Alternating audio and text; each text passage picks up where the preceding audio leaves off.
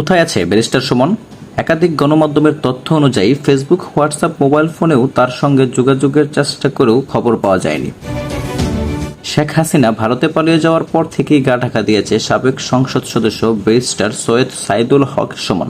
সামাজিক যোগাযোগের মাধ্যমে ব্যাপক জনপ্রিয় হওয়া মানবতার ফেরিওয়ালা ব্যারিস্টার সুমন প্রথমবারের মতো স্বতন্ত্র প্রার্থী হয়ে নির্বাচনে দাঁড়িয়ে বাজিমাত করেছিলেন। বুধবার ব্যারিস্টার সুমনের এক ঘনিষ্ঠজন জানান, সর্বশেষ 5 আগস্ট সকালে ব্যারিস্টার সুমনের সঙ্গে তার কথা হয়।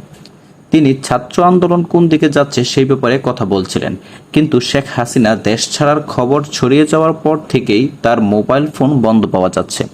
সামাজিক যোগাযোগের মাধ্যমে যোগাযোগের চেষ্টা করা হলেও কোনো লাভ হয়নি।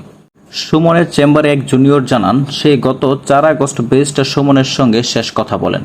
তারপর বারবার চেষ্টা করেও আর যোগাযোগ করা সম্ভব হয়নি। তিনি কোথায় আছেন সেটাও নাকি জানেন না। কোঠাবিরোধী আন্দোলনে বিপক্ষে অবস্থান নিয়ে ব্যাপক সমালোচনার মুখে পড়েন ব্যারিস্টার সুমন। সর্বশেষ তিনি বলেছিলেন, এই আন্দোলন বিএনপি জামাতের দখলে। তারপর সুমনকে তুলোধুনো করেন নেটিজেনরা। অনেকে আবার তখন আওয়ামী লীগের দালাল বলেও সম্বোধন করেন তাকে। Uncut 24 news desk.